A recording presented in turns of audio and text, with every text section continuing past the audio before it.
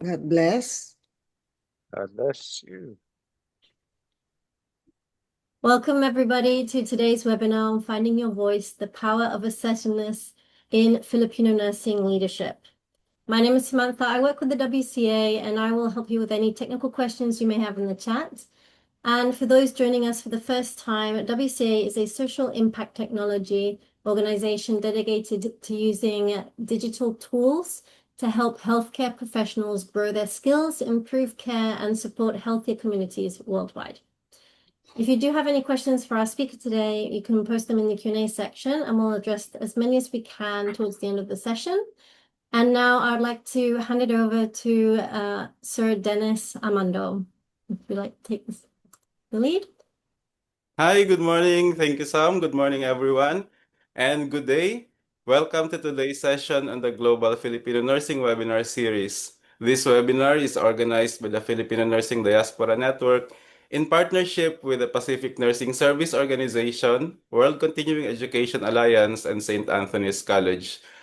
Our topic today is Finding Your Voice, the Power of Assertiveness in Filipino Nursing Leadership. This session highlights the importance of confident communication and leadership among Filipino nurses working across diverse healthcare settings worldwide.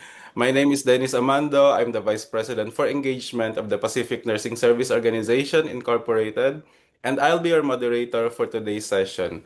It is my pleasure to guide you through this learning experience.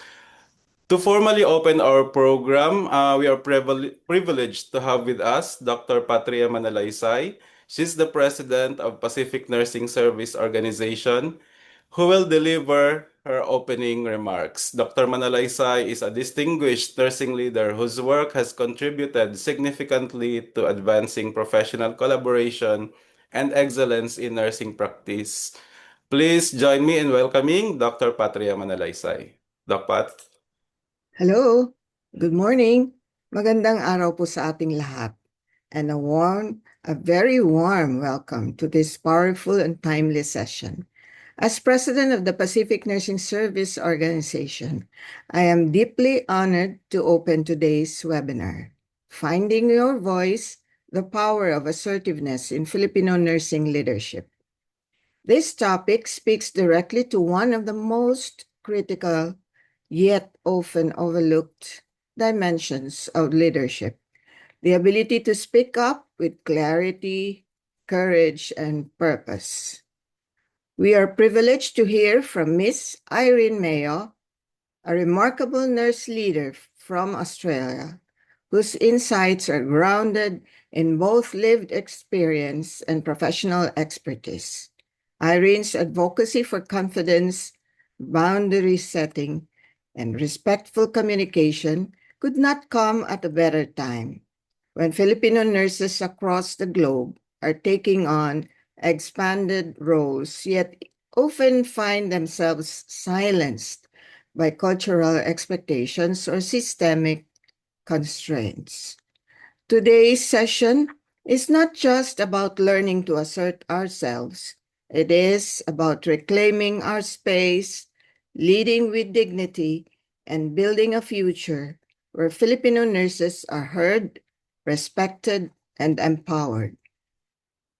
I would also like to extend my heartfelt thanks to our partners, St. Anthony's College, the Filipino Nursing Diaspora Network, and the World Continuing Education Alliance for their unwavering support in making this global learning platform possible.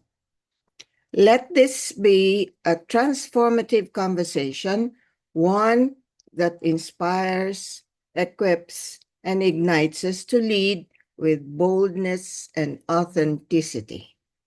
Maraming salamat and welcome once again. Thank you. Thank you very much, Dr. Manalaysay, for your very inspiring opening message. Before we proceed to our main presentation, we would also want to welcome our participants. There are a lot of participants coming from the Philippines, but we also have participants from different parts of the world, from the Gambia, Zimbabwe, Malawi, and Ghana. Welcome to this webinar. I hope everyone enjoys and learns from the session today. So this session is designed to equip Filipino nurses and nurses around the world with practical, assertive communication skills that strengthen leadership effectiveness, professional credibility, and patient safety. The participants will learn to clearly distinguish assertiveness from passivity and aggression, and practice respectful advocacy and boundary setting in professional settings. We would also be exploring in this webinar culturally responsive strategies that can be applied to real-world leadership situations, including conflict resolution, workplace negotiations, and speaking up for patients and colleagues. I also understand that the audience could be a mix of nurse professionals, and some nursing students might also be joining. So we hope that we get the most out of this session. So we encourage active participation. So please share your reflections and questions. There's a Q&A section where you can put your questions, and we will be discussing those after the main session. So at this point, it is now my great pleasure to introduce our speaker. Our speaker is a dedicated nurse educator at Australian Catholic University, bringing together clinical expertise and academic excellence. A clinically active peri-anesthesia nurse, she holds a master's in clinical science from the University of Adelaide, complemented by further studies in higher education. Her teaching approach blends academic rigor with encouragement, helping students grow into confident, compassionate nursing professionals. Passionate about bridging theory and practice, our speaker ensures students are well prepared for real-world healthcare environments. Beyond the academia, she serves as Director for Engagement of the Filipino Nursing Diaspora Network, fostering connection, leadership, and professional growth within the global nursing community. Ladies and gentlemen, please join me in warmly welcoming our speaker, Irene Mayo. Miss Irene, the floor is yours. Thank you so much, Dennis, for that wonderful introduction. Thank you, everybody. Just bear with me. I'm just going to share my screen. And while I'm doing that, if I could just see, just in the chat, I'm already seeing some people are from Kenya, Ghana, etc., wonderful places around the world. Can you just tell me what your current work is, or if you're studying? I'd love to see who's in this space while I'm sharing my screen.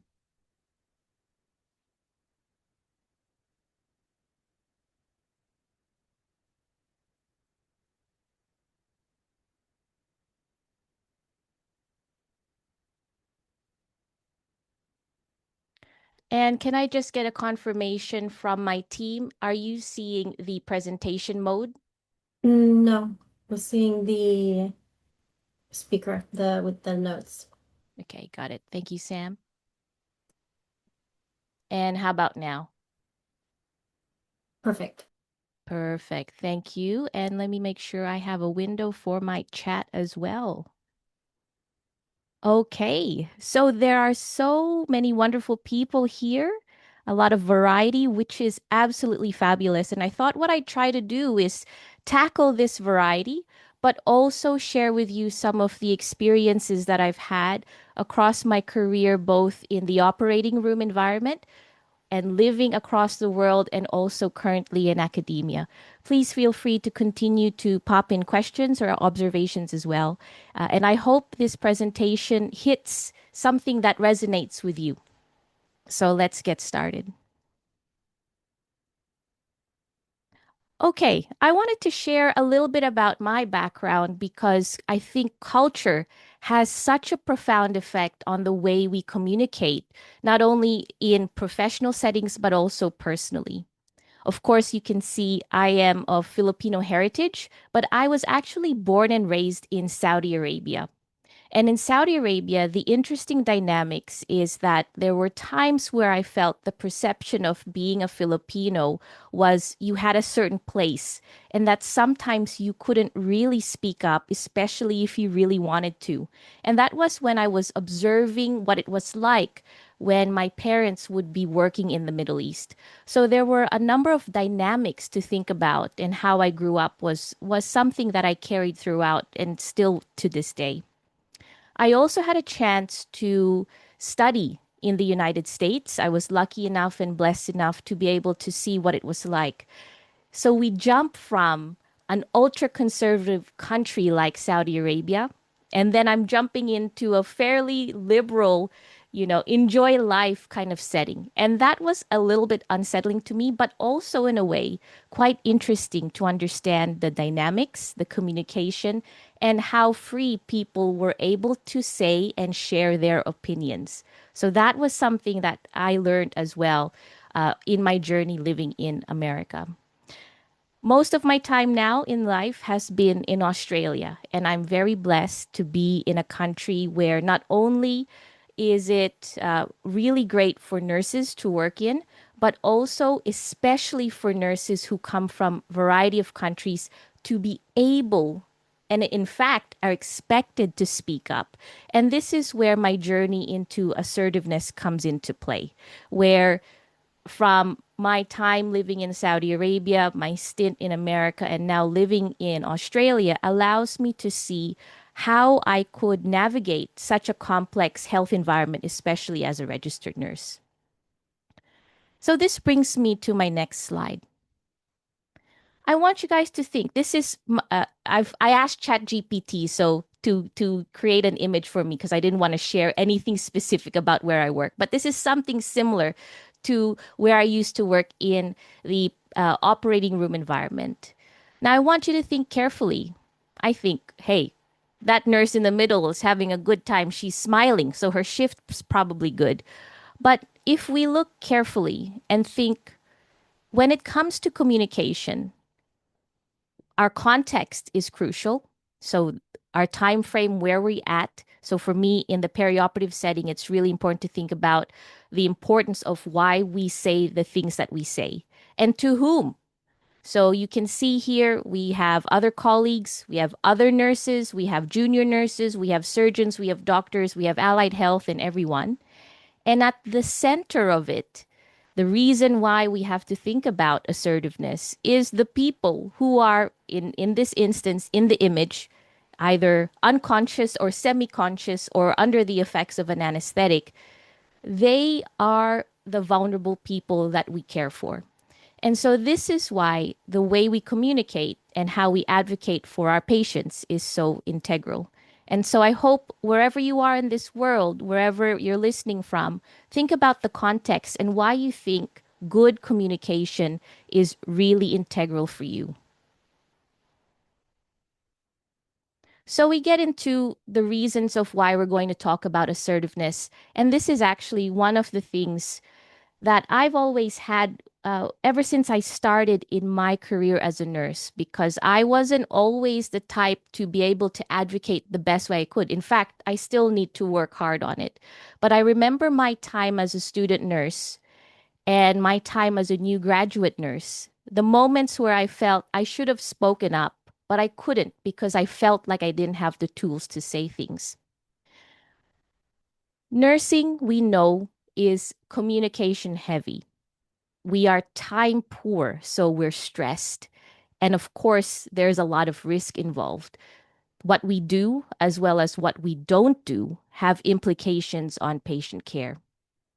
Many errors that occur in healthcare are actually not skill failures, as we know, they're actually communication failures.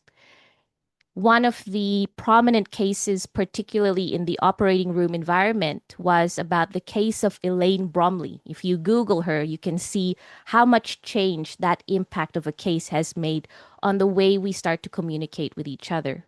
Because failures in communication can lead and do lead to patient death. So what does assertiveness do? It protects, of course, our patients, particularly the most vulnerable, those that cannot speak for themselves. It highlights and it magnifies professional integrity. Nurses are here to protect other people. Also, it helps with team functioning. If you know someone's got your back, of course, that's going to help foster a really good team environment. And of course, it will foster or even enhance nurse well-being. Have you ever had a time in your life where you thought, hey, I wish I could have said that? I probably would have felt better because I sent it out to the universe instead of you keeping it to yourself.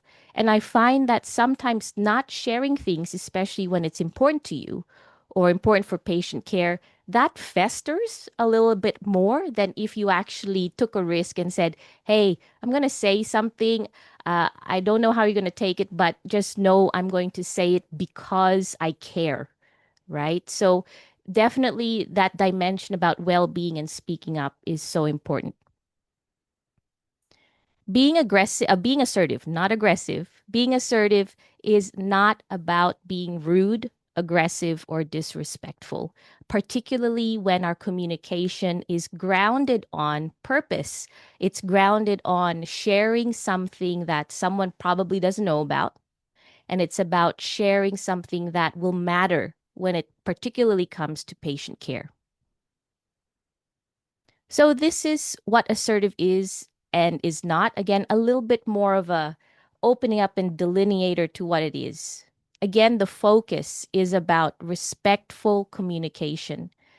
Clear is to be kind, and sometimes the feedback that we might give might come across as being a little bit harsh, but we soften it up to give purpose, to say, hey, I want to share this with you because I care about you. In fact, if I didn't care, then I wouldn't say anything. Assertiveness is speaking up, especially when something does not feel right. And you can even preface it like that. You could say, hey, I don't know, something doesn't feel right. I'm going to say it, blah, blah, blah. Right? And of course, it's advocating for patients, yourself, and your role. From my experience, especially when I think about how I've grown up, the culture that I love so dearly, my Filipino culture, I think it's sometimes harder to speak up for myself rather than for other people. And so it's, of course, the advocacy journey. Sometimes you start off with something that you're comfortable with, and then you delve on to talk about instances where, hey, I don't know how to advocate for myself, but I'm going to try my best to do so. Sometimes we don't hit the mark, but we practice and we get better the more we practice.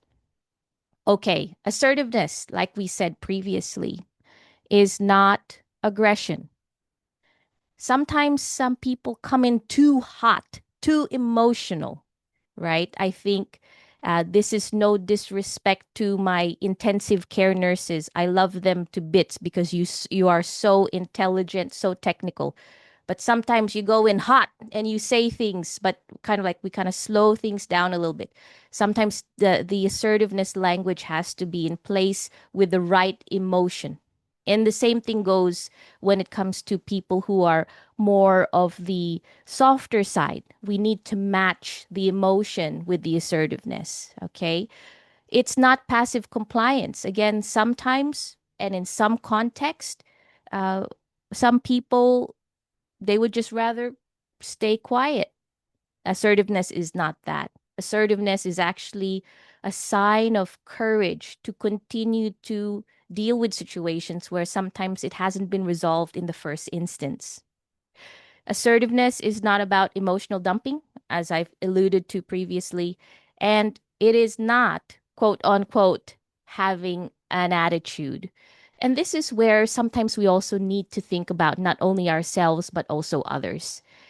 There are other people, depending on where they're at in life, their personal situations, they might have a different perspective about your version of assertiveness. And again, it's about prefacing it. It's not about having an attitude. It's about caring because you care about patients and you care about each other. So we're going to have some questions about reflection in a moment, but just to think, Assertiveness centers on respectful communication. Assertiveness is purposeful. So when you think about this, if you're going to start to say something, think before you say, what is the purpose of this particular conversation? Okay, I'm going to take a moment now to ask this question of you. Wherever you are in the world, which is absolutely fabulous. I love being part of this webinar because it's such a global atmosphere. There's about 200 of us in this space. What are some barriers to being assertive? Can you share with me your own thoughts while I look on the chat? What are some barriers to being assertive?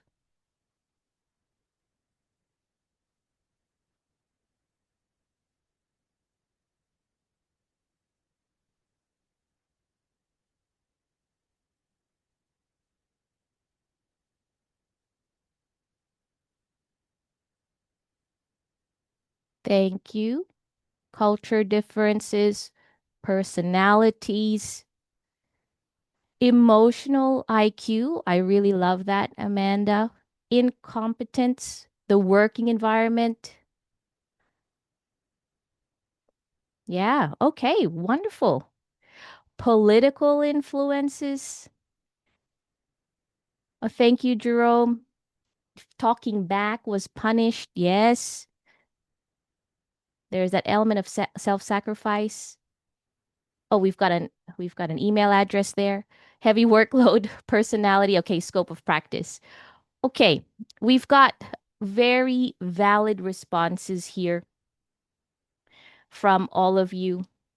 And yeah, sometimes there's that perception that team members uh, feels like you are rude, fear of conflict. All of these wonderful people, your responses are very valid. I want to acknowledge that because your own personal experiences to reflect on it rather than to diminish them allow you to do better or understand the context to enable you to try to understand the barriers and then try to overcome them. So let's talk about each one, and hopefully I can integrate some of the various comments that you have provided here. The more you get to know me, I'd like to think that there are always two sides to a coin. And sometimes barriers could also be seen as facilitators in some way. But let me explain because sometimes that might come off a little bit wrong, okay? Now, let's look at this. To understand barriers will enable us to look at facilitators and how we can overcome and be more assertive in the areas that we work in. Let's talk about hierarchy and power gradients for a moment because many people here have highlighted that. When it comes to healthcare, we have to have hierarchy in such a way that decisions are made. Nurses have a scope of practice, and of course, if we go beyond that, that becomes problematic. And therefore, we have other members in the team that we rely on to help make decisions as well. There are different types of hierarchy, isn't it? Hierarchy in making decisions, and the problem exists if there is hierarchy in communication. We know military works in such a way that there's a chain of command, but healthcare is not military, right? If you're not in the military, of course. In Western culture, particularly, it is acknowledged that we have to flatten the communication hierarchy. What that means is even someone in junior status or even a family member can relay a concern to someone who has high decision-making capacities, like a doctor or a senior medical officer, someone in that realm. So we need to understand hierarchy exists for decisions to be made, but communication has to have a flat hierarchy where we can collaborate and we can communicate with each other. But we do understand that power gradients exists, and sometimes power gradients can exist to squash other people, which is not what we want. I know working in the operating room environment, it's taken years and decades to flatten the communication hierarchy. And it's not perfect either, okay? But we recognize that. Now, many cultures, particularly for me, my heritage, there is that fear of conflict or repercussions. It's very valid. You don't really want to rock the boat if you don't have to. I'm not the type to engage in conflict. And there are other cultures that are very much, let's do it. This is actually not bad. Okay, so it's trying to, especially in a very culturally diverse type of situation or healthcare setting that I work in, we have to understand that some cultures are very willing to engage in conflict, and it's actually not bad. And there are others that are a little bit, I don't really want to engage in that type of thing. But remember, think about purpose. Sometimes you have to enter into a conversation because it deals with patient safety. Let us not diminish migration stress. For many of you who have migrated to work overseas or are planning to, the visa or sponsorship dependence is a real thing, right? It's very real. And so there are moments where other people can advocate for you if you find that speaking up relating to problems is problematic because of that particular stress. Many mentioned perceived negative, previous negative experiences. That carries weight. And here, another dot point that I really like to talk about is fatigue and cognitive load. Nursing, healthcare is a complex environment. I always say to my students, and for previous trainings I've done with looking at assertiveness, is to think, are you hungry? Are you angry? Are you late? Or are you tired? So HALT, HALT. Are you hungry, angry, late, or tired? Because all of those things that you can possibly fix have an impact on fatigue as well as cognitive load, the amount of information you can take in at any point in time. So think to yourself, if a barrier to you being an effective communicator is you being hungry, have a snack. Make sure you eat something.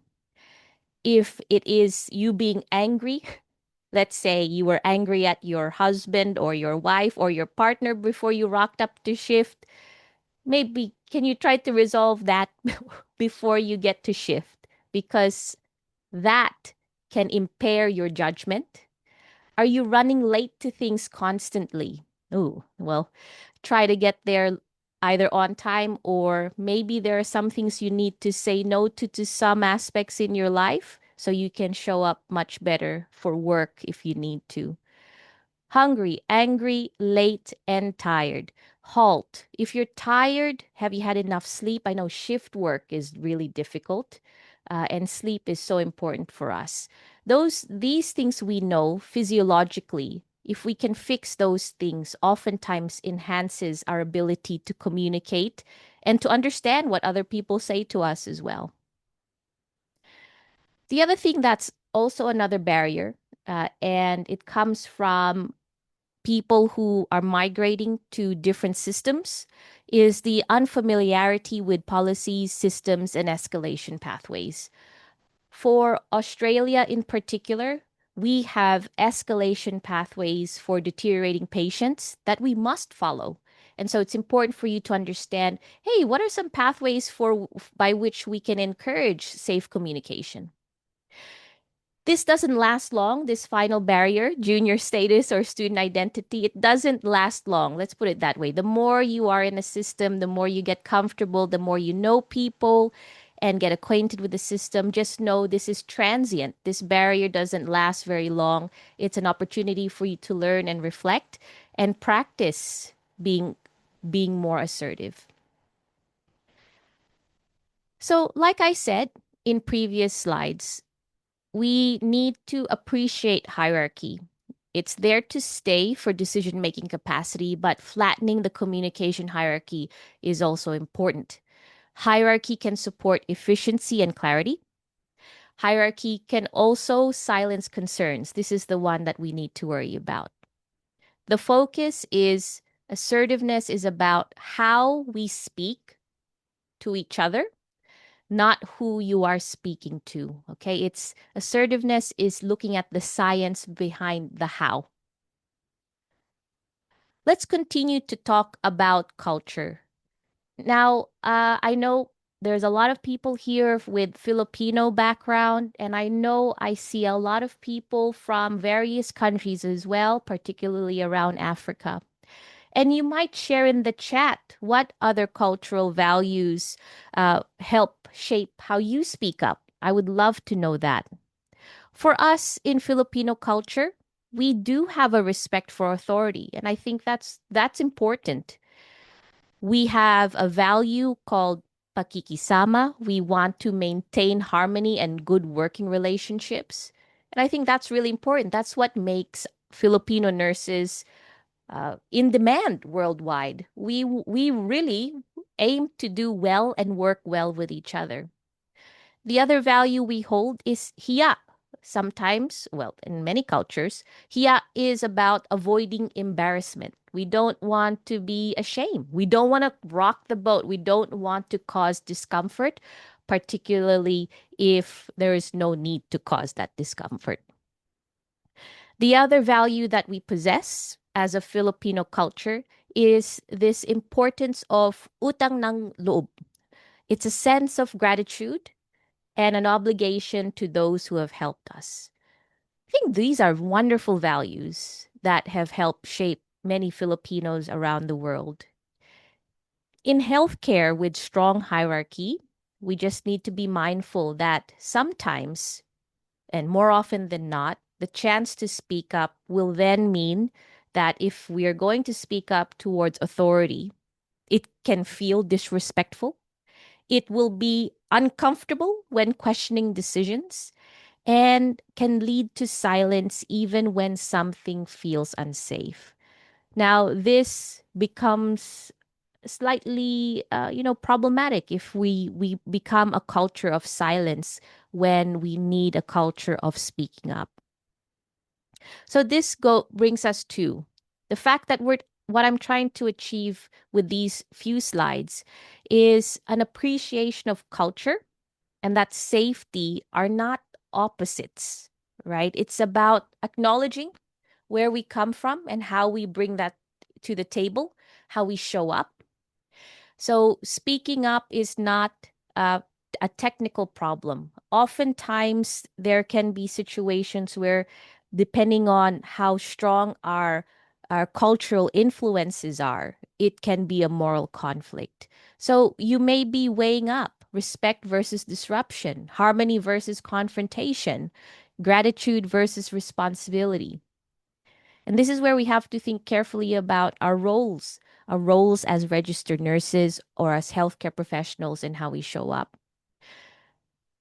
How we show respect is about preventing harm. Sometimes speaking up, particularly to authority, helps to keep them safe. Professional loyalty includes patient safety. If you're going to work in a team, it is about allowing each other to be able to speak. Speaking up is our ethical responsibility, not a cultural betrayal. And to me, I'm talking from a healthcare professional working in a country like Australia, where it is expected to be able to speak up. And its assertiveness isn't about changing who you are. It's about how you act when safety is at stake. Okay. Thanks, Janet. That's a good point. In Africa, you don't talk back at elders. So let's maybe think, is assertiveness about talking back or talking with? Again, we're trying to see respectful communication with safe purpose. Just something to think about, right? Something to think about. Okay, this brings me to some tools. You're probably wondering, Irene, we've talked a lot about this. There is some cultural influences, of course, but I want to know, give me some tools. So let's talk about those tools. You may have heard of this before, and if not, I'm glad this might be something new for you. Graded assertiveness is a term that we use when sometimes we say things, but it's not enough. Sometimes one clear statement of concern is not enough. It allows us to escalate in communication without being aggressive, without going, being mean or anything like that. And it gives others a chance to respond before stronger action is needed. And this is the art of communication, isn't it? For me, I see the world in a particular way, and that's why it's important for you to understand my culture and my background. And we need to also understand the lenses of others. How do they see the world? When we work in healthcare environments, one thing that helps to go a long way is the importance of getting to know your team, how people work, how people communicate. Then you can use graded assertiveness a little bit better. Now, I appreciate that we cannot all get along and get to know each other to the best of our ability. So graded assertiveness also works very well if you don't know someone very well. Okay. So let's do this. We've got the PACE model. The PACE model I've taught for many years. Again, you might have heard of it. If not, I'm glad you're here. We have P for probe, A for alert, C for challenge, and E for emergency. 4 steps. And depending on context, depending on the time that you have, will dictate where you need to go, where are you gonna start. So let me explain in the following slides. So P, I left it green. Green for a reason because this is nice, non-confrontational area. Okay, this is a soft start to our assertiveness journey if we need to.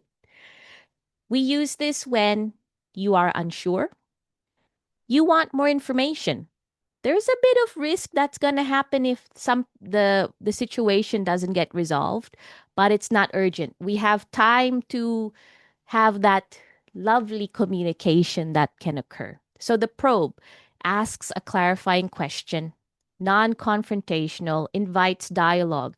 I'm seeing this way. I don't know if you're seeing it that way. Can we talk about it? So let's look at some clear examples here.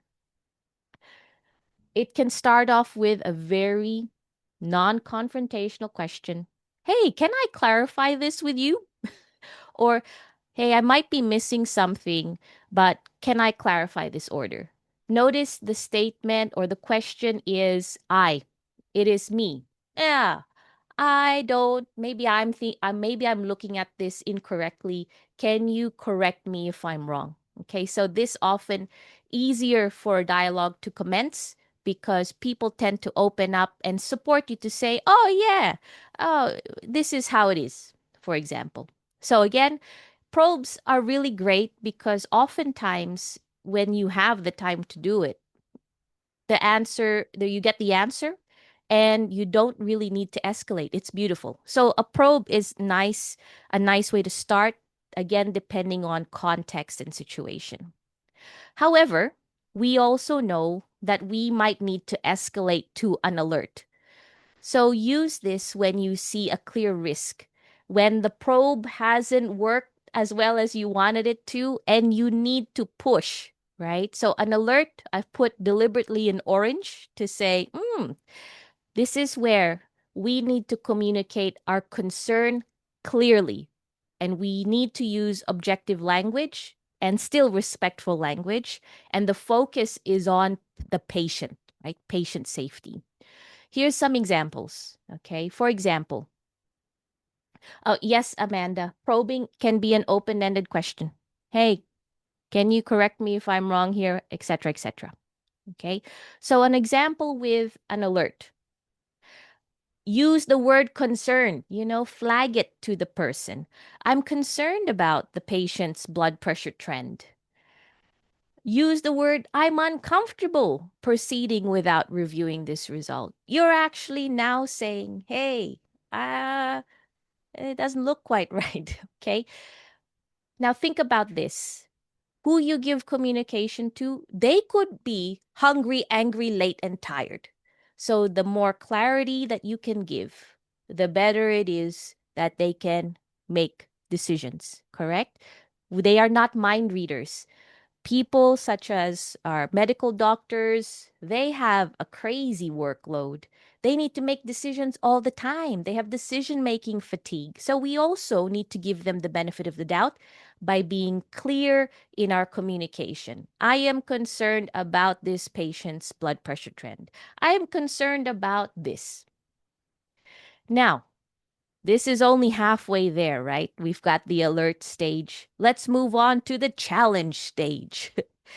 Now, some people don't like a challenge, so we leave this to situations where it's actually required. We can use this when our concerns continues to be dismissed, when the risk is increasing and we don't have enough time to make that decision. Something must be done. So, an alert, similar. Oh, sorry, that it should be a challenge. The challenge is to explicitly state the risk. Okay, it's no longer about just being concerned. You're now saying it's going to be harmful for the patient. Firm but respectful and still professional. This is where we also need to practice the way we say things, not shouting, okay, not going, but enough that your voice kind of maybe lowers down a little bit, shows seriousness. You've got eye contact, not like staring contact, but maybe you might have to at some instances, but you're still professional, right? And your body language is strong in this instance, okay? It's not coward. It's not, oh, I'm scared, okay? It's still professional. And some of the words that you might use include, I'm concerned this decision could cause harm, or I don't believe this is safe for the patient at this time. And when you say it, you need to have conviction, right? You can't just say, oh, I don't believe this is safe. There's this element of your body language also being up for the challenge, right? So it has to match. Now, the last step is an emergency. Okay, emergency action. When immediate action is required, harm is certain. The way we communicate in this instance is not, it's not fluffy words. It's not all words. Sometimes it's more about saying stop, or even just saying, for the safety of the patient, you must stop, or you must stop and listen, right? So there's immediate action to prevent harm. We have escalation through formal channels. And this is why if you have good policies to support the deteriorating patient, make sure it's enacted, it's followed. And words are a little bit less here. For the safety of the patient, you must stop. Or for the safety of the patient, you must listen. It doesn't necessarily have to be scripted, right? But sometimes a small little script can get you a long way. And thank you, Owina. You like it? I like it too.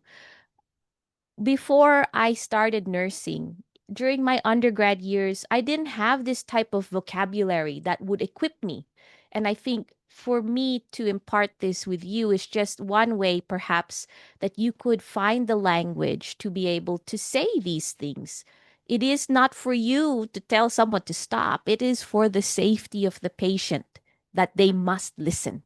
Okay, so it's calling the rapid response team, if that's how you call it, wherever you live, and it's escalating to the senior staff who can try to fix or manage the situation. Okay, so that's the pace. I'm gonna take a pause. Is there any questions about the pace model at this stage from those who are listening right now? Or if I could get a reaction with a thumbs up that we're doing okay.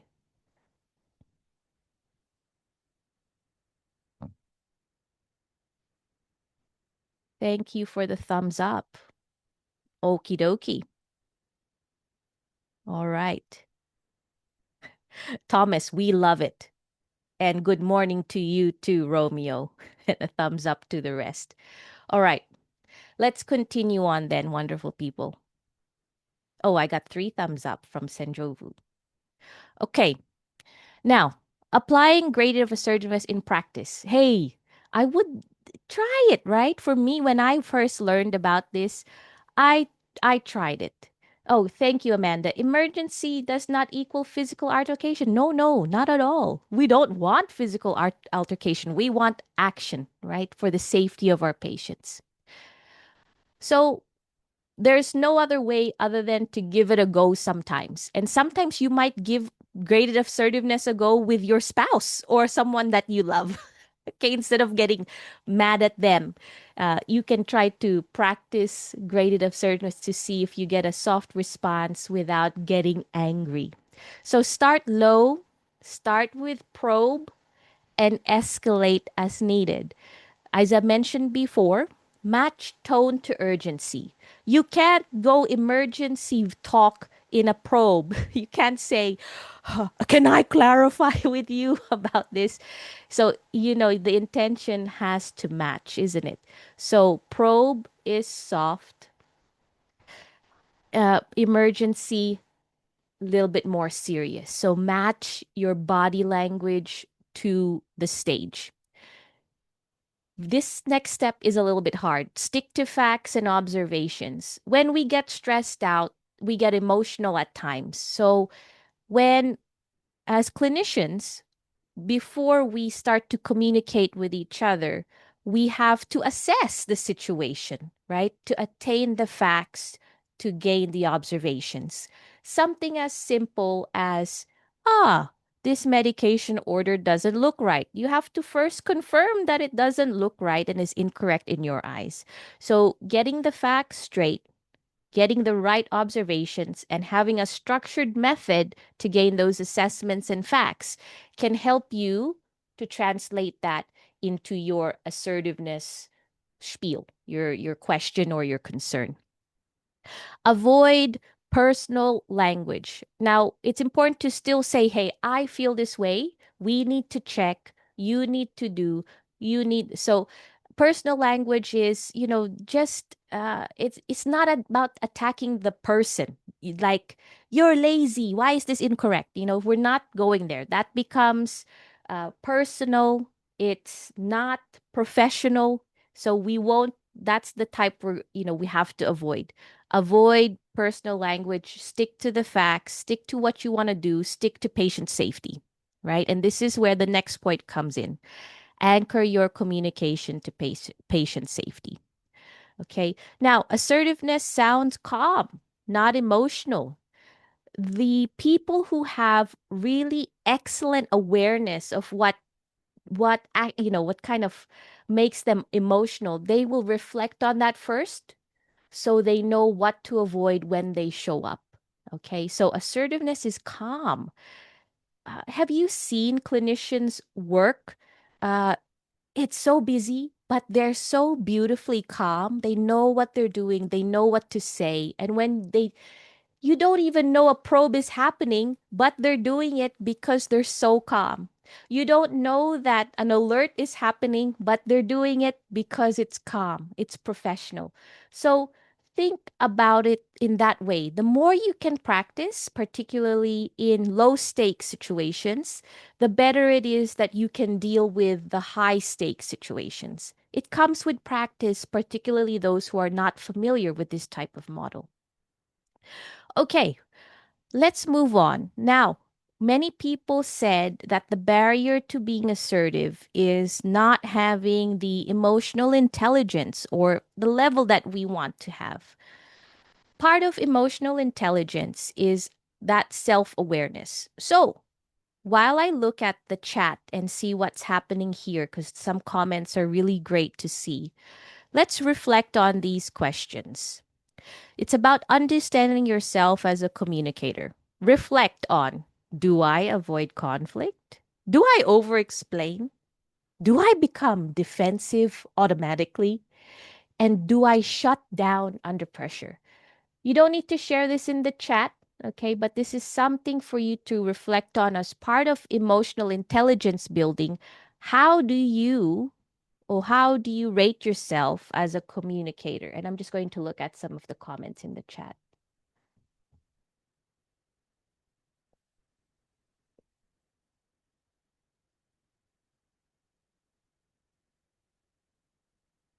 Okay, I've got a really great comment here from Owino Maureen. Thank you. Uh, Owino stating, how can you handle when a nurse and your doctor is doing something which is not right on the patient, but you talk to him or her like 3 times and he or she is not paying attention? All right, now I only have this statement here, but I'm going to picture myself in a situation that I've had before.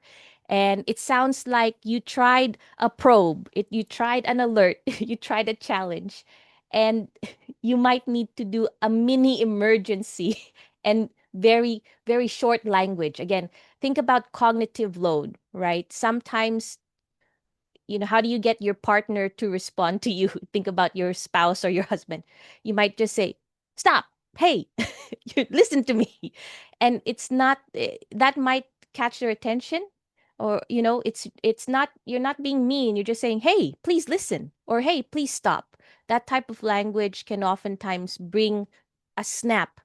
Remember, again, let's give everyone the benefit of the doubt. Sometimes people who are not listening, they're probably in their brain thinking about a million things all at once. So a quick snap, hey, oh, stop, oh, listen, might be helpful, and it's been helpful to me in the past. So Owino, maybe try that next time. Okay. Oh, thank you, Mariah, for sharing. I avoid conflict always. Well, to me, it's a valid thing, and we have to think about, sometimes this is a self-preservation measure. But the question, or maybe the challenge, is if people rely on you to speak on their behalf. For me, at least, I have unconscious patients I have to speak on their behalf for.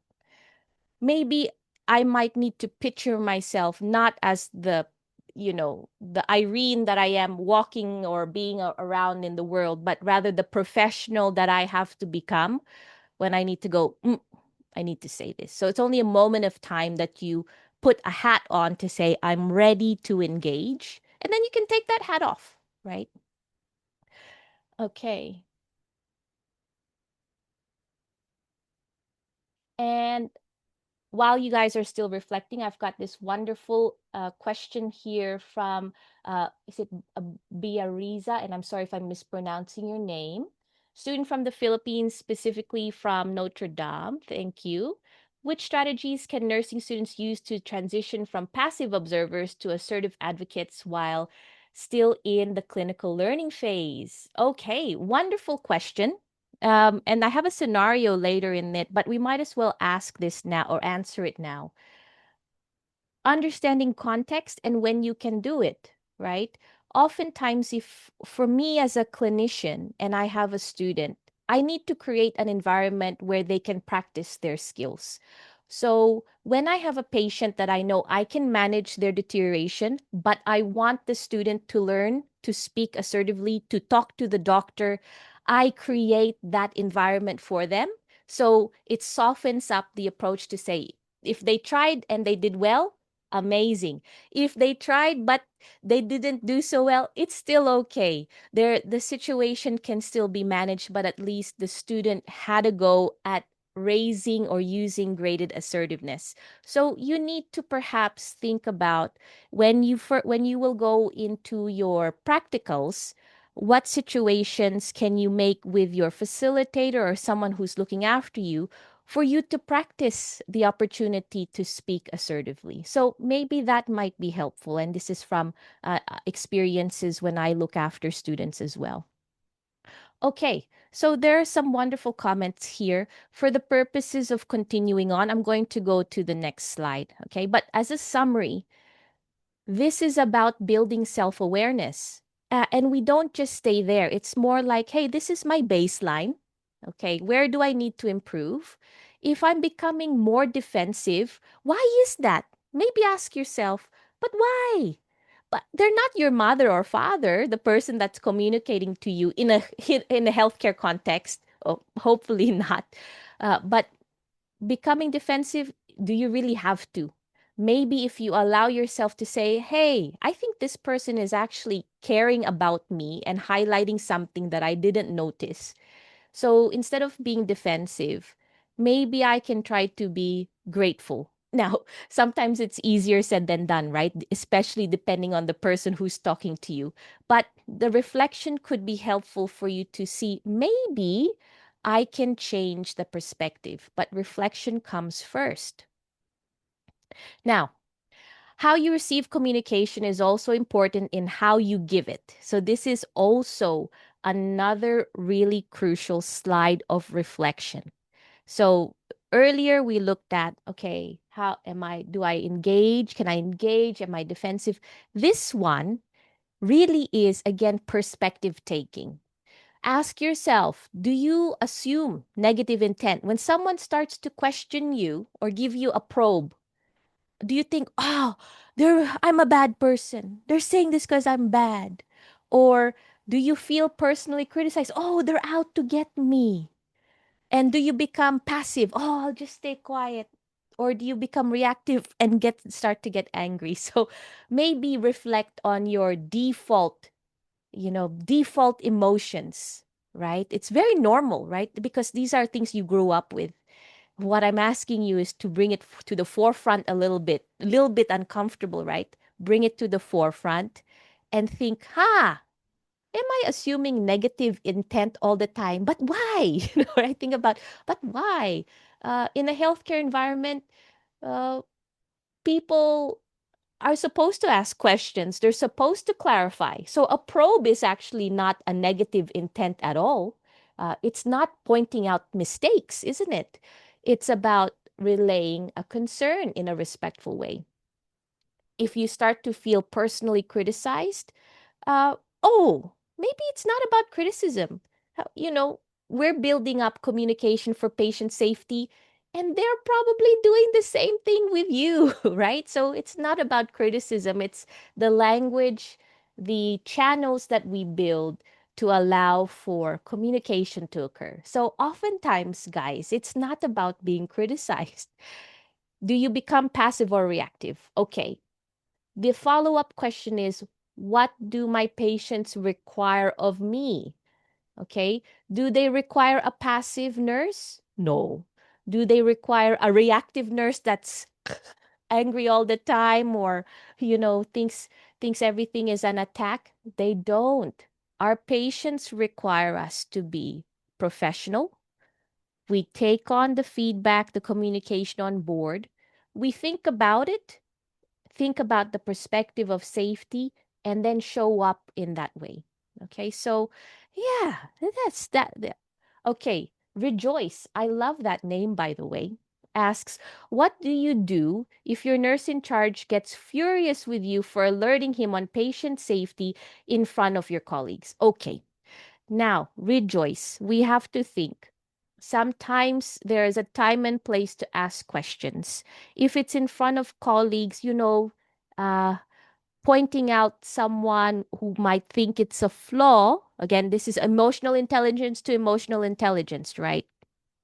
Some things are best said outside in a quiet room to flag versus in front of others because other people are now involved and they might think, oh, especially when we're in a culture, the culture is very hierarchical with communication. These types of conversations are best left aside, right? It's hard. Speaking with each other and humans who are stressed, they want to do the best that they can be really stressful. So if that has happened, okay, and they get furious, sometimes we just need to de-escalate the situation. Calm, take a breath, short language, right? Calm. Sometimes it's more to say, hey, I'm sorry, I didn't intend for that to cause anger. Okay, what I'm trying to do is this. But you can't over explain because someone who's in the mode of going cannot deal with an over explanation. Or it's enough to say, we need to take a timeout. Okay, this is not my intention. Can we come back and talk about this in a few minutes' time? Again, we need to understand the impact of emotion. If time and place can allow for it, breathe, de-escalate, and think exactly it is what you want to say down the track. Okay, so That's my tip for you, Rejoice. Not an easy situation. I totally get you. Okay. And this is some of the tips that I've done, again, from personal experience. Okay. From personal experience. Okay. This is a little bit more about the how to. Okay. And I'm sure perhaps along the way, when you've been listening to the conversations that I've had so far, it's about communication that's being clear, brief, specific, and patient focused. It's trying to eliminate the excessive emotion that comes in, okay, that sometimes fills in. So the more you practice and say, "Hey, I want to be clear with you." Sometimes even signposting the word can guide you on building clarity, uh, and briefly say and be specific. Now, in Australia and in many countries in the Western world, we use, especially when we want to escalate concerns, formats like ISBAR, right? Have you heard of ISBAR before? Can I get a reaction, please? You've heard of ISBAR? I Introduction, situation, background, assessment, recommendation. The whole point of ISBAR, which was created by the Navy, by the way, the American Navy, is to allow for very streamlined communication to occur. Okay, so if you don't know it yet, OZR, I'm very sorry if I mispronounce your name. Type it in. You can do a quick Google. ISBAR, ISBAR, is a really great way of being succinct to the point. Okay, that's for the benefit of the receiving end of the communication. Okay, now this might be uncomfortable for some. When we give communication, avoid apologizing first. When you're going to call someone and relay concerns and be assertive, don't say, "I'm sorry to wake you up." Just say, "Hi, this is Irene from so and so. I'm calling because." All right. So just go kaboom. Not like yelling at them, but firm. Avoid excessive justification. Say, "I'm just calling because of blah blah blah blah blah blah." Just be succinct, and remember you match the emotional language with the escalation method. So what I mean by that is the tone of voice. If it's a probe, maybe you don't need to call someone in the middle of the night for a probe. Ask someone who's working on the floor. But if it's emergency language, firm language, "This is emergency. Please come to bed, blah, blah, blah." Okay. And don't expect our clinicians and each other to be mind readers. Okay. So vague hints, not great. Now, vague hints sometimes comes about with inexperience. So for our students in this space, we need to be objective. Give the facts. Use ISBAR well. So when you're relaying concerns, your clinician that's listening to you is already creating that picture of concern, right? They actually know what you're talking about. Now, let's put it this way. Okay? Let's put it this way. For those that don't like conflict, okay? And to me, I don't like conflict either. Just know that assertiveness is linked to our professional standards, and there are only perhaps moments in time, but very important moments in time, where speaking up is an ethical and professional obligation. Many of our communication, if you start to pay attention to what we do at work, are probes. You'll notice that many of the things that we say is, "Oh, just clarifying, just checking, just want to confirm." A lot of it is probes. We rarely go into alert, challenge, emergency mode, but just know you have to go into those modes when you need to, because silence can be a risk behavior. Okay, let me tell you a very sad story without naming a facility, right? This is from very many conversations I've had about patient safety in the operating room. We had a surgeon was operating on a woman doing a cesarean section. And the scrub nurse or the instrument nurse, knew that there was a problem that was happening, right? She knew that if the surgeon did not do something within a certain time frame, that the baby would be affected. But she chose not to say anything. And in the end, the baby had some problems, right? She has held this with her throughout her whole life, this instrument nurse. Had she said something, she felt that maybe she could have done her best to avoid problems with the child that's now growing up. Imagine the implications of silence in your area of work. And this is why sometimes is it worthwhile to question, to ask yourself, is it better to say rather than to keep and it fester and wound and distress you for a long time? When you release the words and you have the willingness to say, it's actually better well-being wise than if you kept it to yourself. So I'm only sharing you that small experience, but it's very profound. There are many other experiences nurses have shared about they wish they could have said something. They wish they could have said something, right? Okay. So assertiveness aligns. It's beautifully aligned with advocacy.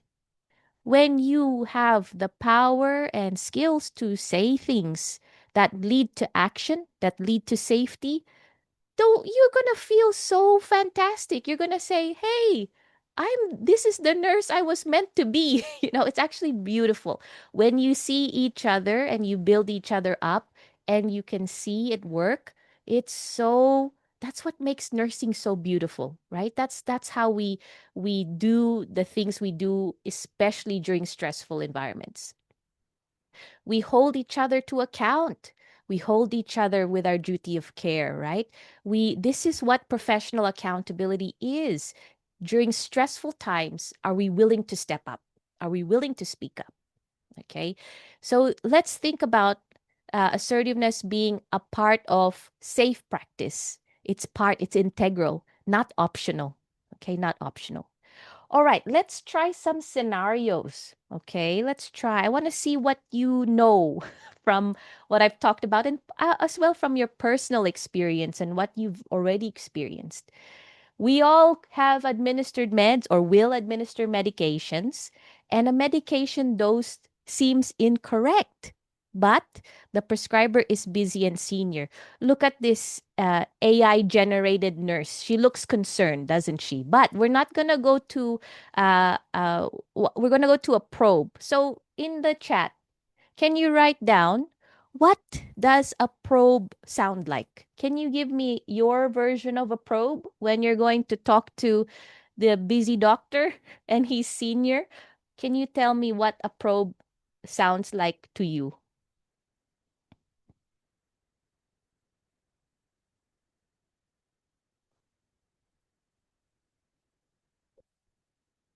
Yes.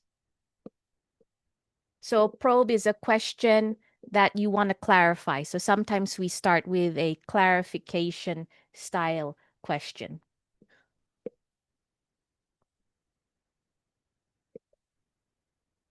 Okay, definitely not confronting, Janet. What question, how would you ask the question if it's a non-confrontational question? Okay, Mariah, all right. Hey, doc, is this the right dose? Can I just clarify with you if is this the right dose? Okay, I like that. Thank you, Mariah.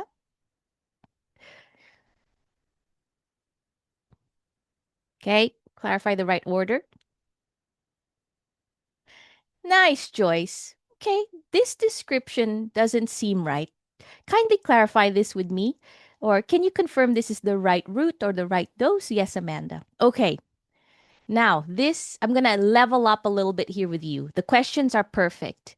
Now, it depends on the relationship you have with this busy prescriber, right? If you have good rapport with this particular doctor, you can just call them by name, right? Hey, Dr. X, can I clarify? If you don't know this doctor and you're like, who's this doctor? And your colleague goes, it's that guy, and you don't know him, you need to start off with a soft approach. Hey, my name's Irene. I haven't met you yet. Are you Dr. So and so? Right? Did you chart this medication? Can I clarify? So this humanizes the approach, right? Remember, doctors are humans too. Sometimes they get defensive, okay? And so we need to soften up the approach and say, hey, my name's Irene. Name building, right? Rapport building person to person. It's not just you getting the job done for this patient. So, hey, my name is, what's your name? Hey, thanks so much for clarifying this with me. Okay. Thank you so much for giving me the time to clarify this. It's really helpful. So, add those approaches as well. Now, when would you escalate to alert or challenge? When would be a time? When would you need to? What do you reckon?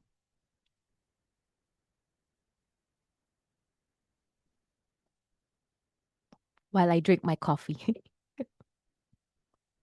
Mm, really good point, Amanda. So if the risk is higher, isn't it? Sometimes we cannot go into a probe anymore. Or if the probe hasn't been accepted, you're like, oh, okay, they're not listening.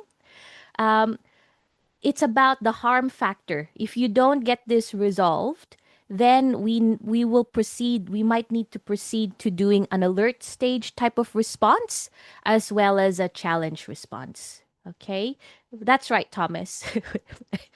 Hello, can no. So he's on the phone, right? So it's obviously trying to make sure that we need to grab his attention in full, and sometimes it's enough to say, can I have a small moment of your attention, please?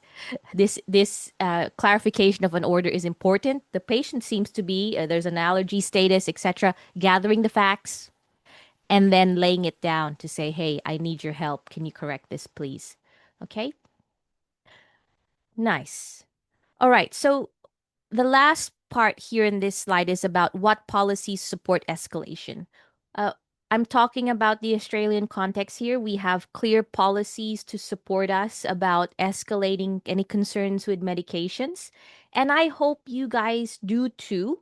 And if there is something of the works related to policy, that's another level of advocacy, isn't it? Right? So leadership calls for that too. You might be in a position where you start to look at policies and procedures where how can we support nurses to escalate concerns like this? Okay, let's talk about another scenario. Hand hygiene, the notorious, and I'm sorry about this, medical officers, but it's a fact. Statistically, they are not good at washing their hands. Okay, so we're observing a clinician about performing patient care without completing hand hygiene. Okay, what would a probe sound like in this situation? I'm curious. You notice there's a doctor, a senior clinician about to perform patient care. Oh, do you just start looking elsewhere? I hope they wash their hands while I'm not looking and do. Oh, what do you think? What would be a good way to say?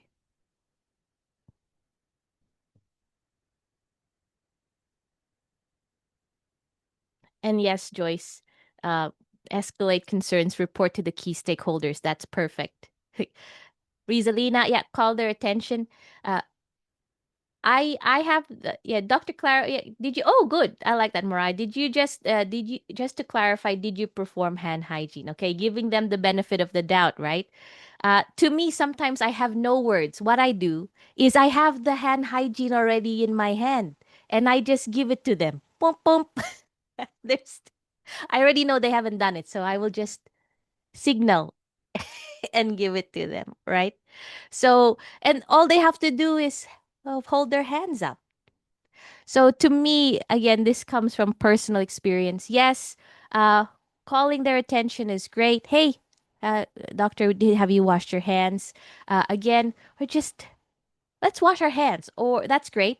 Just offering it to them sometimes is worthwhile. Okay, now the probe becomes an alert or challenge. Think about the 5 moments of hand hygiene. When is it risky? And again, it's about making sure relationships stay intact. Of course, in the operating environment, you have to wash your hands. So there's no doubt about that. But yeah, I think navigating this hand hygiene concern, there's so many opportunities to do it. And also at the same time, there are some moments where, okay, maybe next time they should do it, right? So it's all in context. Yeah, Joyce, here you are, a sanitizer for hand hygiene, right? Well done. Okay, so that's very common. All right. Now, for you, and there's a lot of students in this room, okay, and I love that. So thank you for attending, especially on a Saturday for your professional development. So this scenario, the last one, a student or a junior nurse voice. You notice a deteriorating patient, but feel unsure due to your junior status. Okay. Uh, Two questions here. Oh, it's Friday night, Mariah. Oh, thank you for being here Friday night. How does hierarchy influence communication here? Okay, and how does graded assertiveness help? These are two questions I can like wrapping it up in a way. For the students or juniors in this room, I would love to hear or read your answers to this. How does hierarchy influence communication here? And how do you think graded assertiveness can help? I'm curious, especially for some of the students that provided some questions. Now I'm going to gently call on some wonderful names because I know you're here. Uh, Biariza, you asked a question earlier. So you and your friends, what your thoughts are with this? And I'm just going to take a sip of my cold coffee. So for the juniors in the room, or even anyone, how does hierarchy influence communication with a deteriorating patient? And how does graded assertiveness help?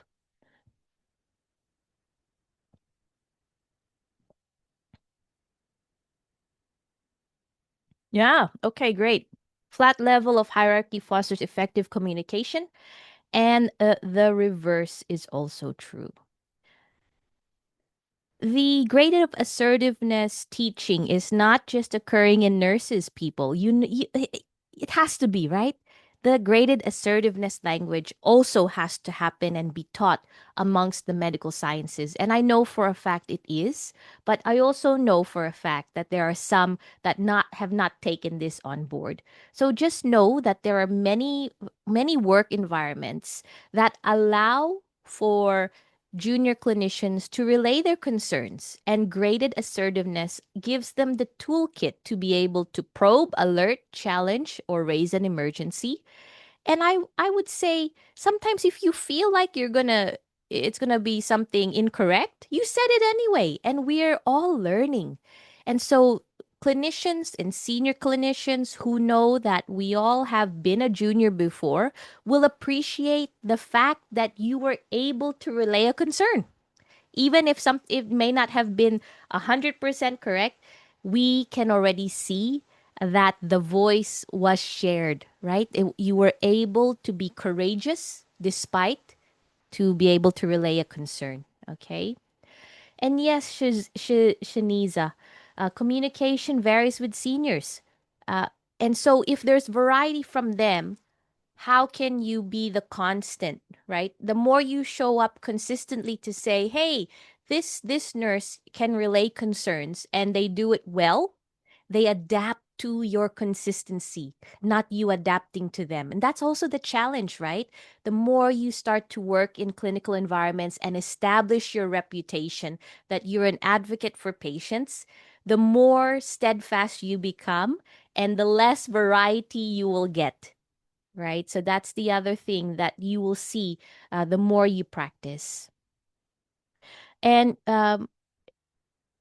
Yuri, it should foster a healthy working environment that minimizes rigid hierarchical structures to ensure patient safety. 100%. If this, when you see things like this work well, and you can see if I, sharing this with you and you see it in the real world, you're like, wow, okay, the patient is safe. We've all listened to each other, particularly with the juniors. Now, let's move on. I'm almost to the end, and I think we're almost to the end too. I think I've talked a bit and I've learned a lot from you too. Thank you for your responses. Okay. Building assertiveness over time. Okay. So this is a skill. To me, I teach ethics in amongst my students, and one of the ethical theories I really love is virtue ethics. It is an ethical theory by Aristotle back in the day where they talk about building of habits, building of virtue to show up as the best person. And the reason why I'm connecting it to assertiveness is that it's a habit that builds over time. We can't expect someone who was not assertive to be assertive overnight. And this is why it's a skill. So practice scripts, not speeches. The probe, alert, challenge, emergency helps you. Can I clarify? Can we check? Please, I'm concerned. Stop. Those are small scripts. They're not speeches, so that you can use them as a tool to adapt in your context. Reflect after difficult interactions. I do that all the time. I've had situations where I've tried to advocate. It doesn't land well. I need to reflect on why. And then I try my best to show up better. Seek feedback from trusted colleagues. Your mentors will give you feedback. And the key thing is trusted. Okay, not everyone is going to give you the best type of feedback. So find those that care about you, that they want you to flourish, and get feedback from them. We can use debriefing as learning. It's not about self-criticism. Again, patient safety. And again, lastly, it gives you a way to improve. Assertiveness improves with repetition, not perfection. It allows us that ability to be human. So, key takeaway messages, wonderful people. This is the end. Assertiveness is an important clinical safety skill. Graded assertiveness in the PACE model, probe, alert, challenge, emergency, protects patients and yourself. Hierarchy exists, but safety comes first. Communication needs to have a flattened hierarchy. Okay, flatten that one. Self-awareness and emotional intelligence strengthens communication, and speaking up is it's integral to our professional nursing identity. Okay, so thank you, everybody. That's it for me. I think, are there any other questions or comments that you would like to give? I think in the Q&A, Sir Dennis, is there anything I need to pay attention to? Hi, Irene. And I'm going to Thank stop you. my sharing. Thank you very much, Irene, for the very insightful, inspiring, and well thought of discussion for this morning. So, you have answered some questions already, but there are still some questions in the Q&A section. Mm-hmm. Um, if we can still go through this, there are Yeah, three questions. So, the sure. first one is, from your experience, what are the most common internal and external barriers that prevent nurses, particularly those from migrant or culturally diverse backgrounds, from using their voice, and how can leaders address these barriers in practical ways? Okay, wonderful. Great question from anonymous attendee. Thank you so much. Okay, this is two facets, isn't it? Internal and external barriers. Internal, the slide that I asked about reflection and how you receive feedback are oftentimes those things that stop us from speaking up. It becomes, internally, is it an attack against the self? Um, is it a defense mode mechanism? Okay, so we need to ask ourselves how this person is going to give us communication. It's oftentimes not about attacking each other, it's about patient safety. So we need to reflect on that internal barrier. Now, external barriers are real, okay? So we know that there are some workplaces that are less supportive of people speaking up, and we might need to find people who can advocate for us externally. So in Australia, for example, I'm part of the nurses union as well. So sometimes I need to involve the union about matters, but I won't make it public because we don't want to cause unnecessary stress. But for me, I go to the union and I say, hey, can I actually talk to you about a situation? And can you guide me about this? What are the steps to take? I know I have colleagues who are in Finland right now. They have a really good mechanism to allow migrant nurses to go to them and they can support them in linking to existing unions in Finland, for example. So I think externally, barriers are real.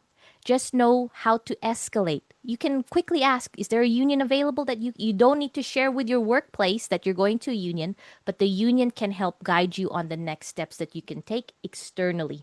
Okay? Because we know that for migrant populations in particular, when visa is on the line, sponsorship, and all of that stuff, we need to take things step by step and we take it professionally as well. So Thank that's my you. answer to that one. Yeah, for the second one, I think it's a bit already been discussed, but if you can Mhm. have a short answer for this. Uh, your pivotal moment in your leadership journey when finding your voice lead to a meaningful change, and what lessons from that experience would you offer for nurses who are still hesitant to speak up? Yes, yes.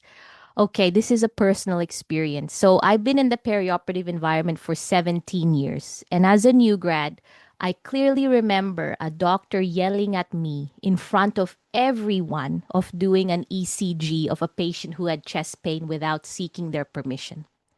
And I thought, do I need to seek permission to do an ECG for a patient with chest pain? Like, this is the appropriate channels of conducting the appropriate assessment and then getting someone. So I was attacked in front of everyone. And the patient who was having chest pain apologized to me, saying, I'm sorry. I said, no, don't apologize. The pivotal moment of that was my manager got so upset at that doctor and said, how dare you speak to my staff member who is simply following the appropriate assessment and escalation protocols for someone with chest pain. And that to me was someone has got my back, right? And then of course, I got a formal apology. And I thought, if this person can do this for me, I will do this for others too. I will continue to advocate. It might be hard. There will be moments of tears. Humans are humans. A few years later, when I became the hospital educator, I did a protocol with a handover checklist to be implemented. That same medical officer in the same room starts yelling, who did this? And I said, me. But let's step aside in a private room and talk about it. Right? So I didn't cry. I said, stop. We're not going to talk about this in front of everyone because you're just going to, it seems like you're going to just name and shame me. But we will talk about this at the side and de escalate the situation. So there was no steam left for him to puff out. And I said, this is the protocol. If you have any problems with it, this is the modes of escalation and this is the reasons of why we're doing it. So those are some of the pivotal moments I remember that I thought to myself, oh, my previous version of myself is much better now because I can speak for myself without crying or without being in front of everyone. I can actually control the situation. Step aside, let's talk. Okay, done. Great. And finally, this question I think is still related to the previous one. Is Mhm. it valuable to tailor your delivery or language you use in assertiveness to the person receiving the communication? Is it not tedious, especially in an alert or emergency? Okay. Amanda, thank you so much for that question. Let me just read it again. Is it valuable to tailor your delivery or language you use in assertive to the person receiving? I think it is because and this is with a caveat of always knowing your purpose, right? It's not about coddling someone's emotions, but it's trying to send the message across.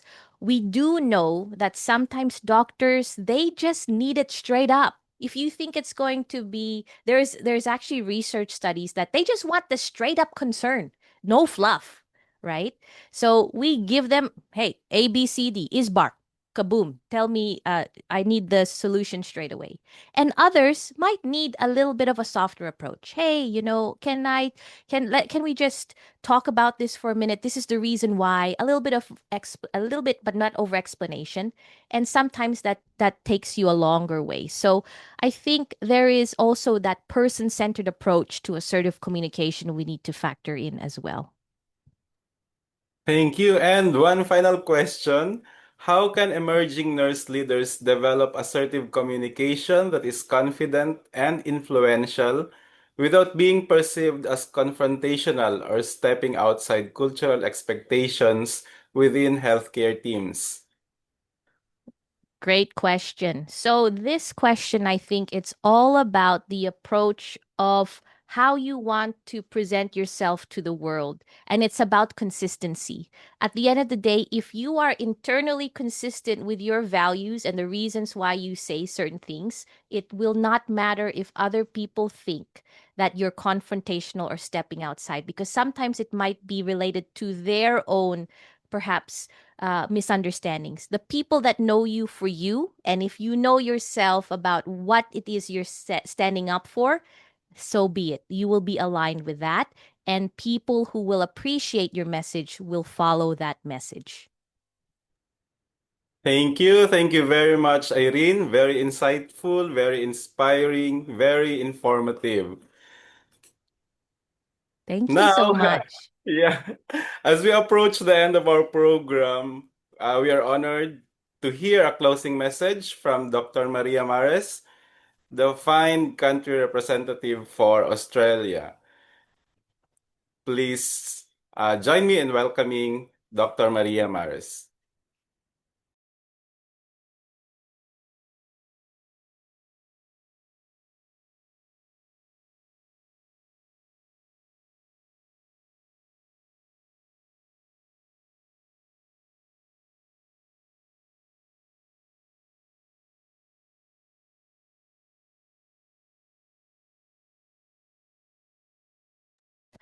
Oh, sorry, I don't seem to hear the sound. One moment, please. Sorry about that.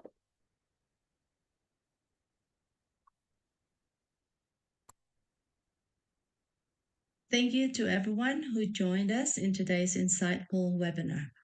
On behalf of the Filipino Nursing Diaspora Network, I extend our deepest gratitude to Ms. Irene Mayo for sharing your insights and practical strategies on finding your voice and leading with confidence. I would also like to acknowledge and thank our valued partners, St. Anthony's College, the Pacific Nursing Service Organization, and the World Continuing Education Alliance for making today's session possible. Finding your voice is not just a title, it is a call to action. Irene reminded us that assertiveness is not arrogance, it is advocacy for ourselves, our patients, and the communities we serve. As Filipino nurses, we are known for our compassion and dedication, and today we are reminded that being seen and heard is part of leadership. I encourage you to apply what you've learned in your daily practice, even small steps.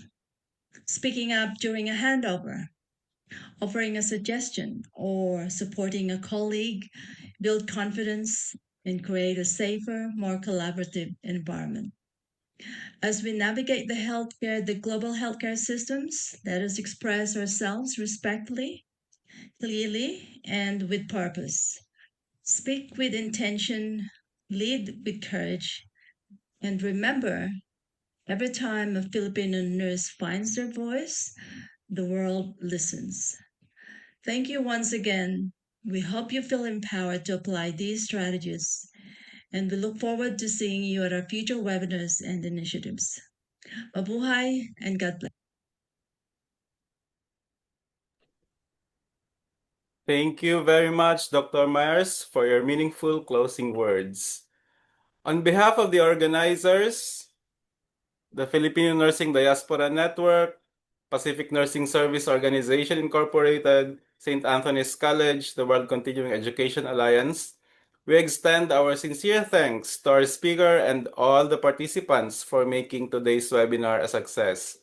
We encourage everyone to stay connected and watch for upcoming sessions in the Global Filipino Nursing Webinar Series as we continue to support learning, leadership, and collaboration within our global nursing community. Thank you for joining us today. We wish you a productive and empowering day ahead. This has been Dennis, your moderator for the session. Thank you very much.